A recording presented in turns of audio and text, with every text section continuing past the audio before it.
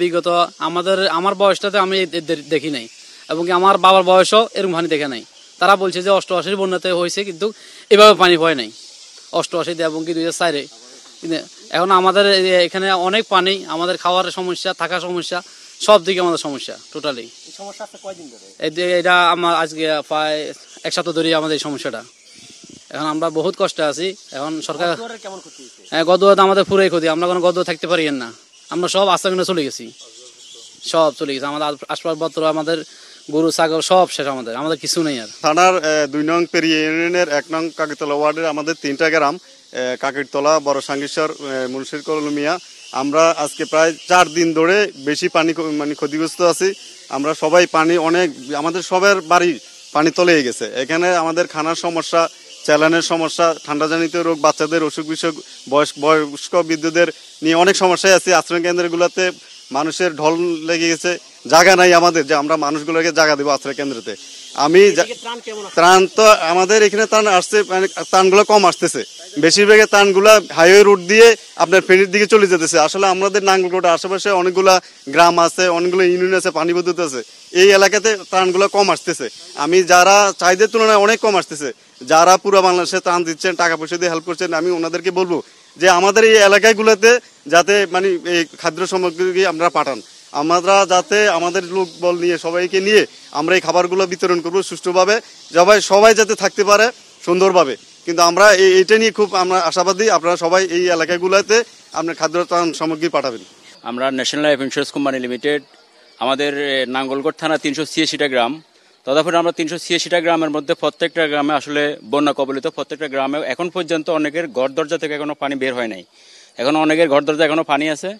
কারণ আমাদের ন্যাশনাল লাইফের সিও মহোদয়ের নির্দেশে আমরা নাঙ্গলকোট থানাতে বন্যা কবলিত প্রত্যেকটা গ্রামে আমরা সাহায্য সহযোগিতা করার জন্য চেষ্টা করছি। আমাদের যতটুকু সম্ভব আমরা দিচ্ছি। আমাদের সিও স্যারের নির্দেশ ক্রমে আমরা যতটুক বন্যাতদের পাশে দাঁড়ানো, আমরা ততটুকু চেষ্টা করতেছি সাহায্য করার জন্য।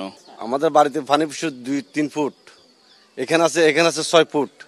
এইভাবে ভাই আমাদের জীবন যেমন কাটতে আছে। এখন আমাদের অবস্থা বহুত দুরবস্থা। আমরা তো খাওয়া দাওয়া, আমরা গ্যাসের চুলা ফাঁকাইতে আছি বা অন্য কোথাও ফাঁকাইতে আছি। এখন সরকারিভাবে তো কিছু আসে না, তারপরে আমাদের এনজিও গুলা যারা দিতেছে তারা কোনো খাই চলতে আছি, আল্লাহ কোনো চালাইতে আছে। এতটুকু ভাই, আমরা আর কি বলি, আমাদের সব চলে গেছে, কৃষক ফসল টসল যত আছে সব চলে গেছে, ফিশারি টিশারি সব চলে গেছে, মাছটার সব ভাই। আমাদের তার কিছু করার নেই, আল্লাহ যেটা করছি রে কথা বুঝিনি, আল্লাহরা তো সবদ্ধ, আল্লাহ যেটা করবে ভালো যে করবো।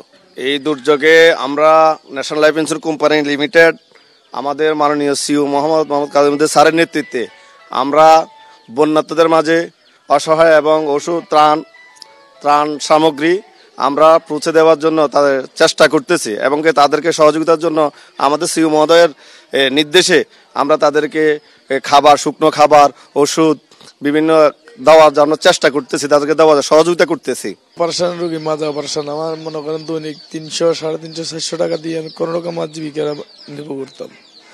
মাজা অপারেশন, ক্লিপ লাগানো, মাজার জন্য কোনো পরিশ্রমে কাম করতে পারি না। আমার পরিবারও অসুস্থ, হাড়ের রোগী, এটার উপর আমরা কোনো রকম নির্ভর করতাম, আমি কোনো জায়গা জমি করতে পারিনি। কোন রকম এটার উপর আমার নির্ভর জীবিকা ছিল আর কি। এখন তো স্যার আমার জন্য আর জীবিকার কিছুই নাই। এখন আল্লাহ ছাড়া যদি কোনো দয়ালু ব্যক্তি হয়, যদি আমাদেরকে যদি সাহায্য করে তাহলে পাইলাম। এখন গদ্দুয়ারে মনে হচ্ছে টিকবো কিনা সন্দেহ আছে। খুবই খারাপ লাগছে। আমরা আজকে বিগত বৃহস্পতিবার থেকে আসি, খুব খারাপ লাগছে। এখানে কিছু পানি আমাদের ক্ষয়ক্ষতি হয়েছে, বাড়িতেও বিশেষ ক্ষয়ক্ষতি হয়েছে। আমরা এখানে আসি কিছুদিন যাবত ধরে। আমাদের গাড়ি পানির তলে আছে, আমাদের বিশাল ক্ষতি হয়েছে। আমাদের ঘরের ভিতরে অনেক পানি, আমরা ঘরে যাইতে পারছি না।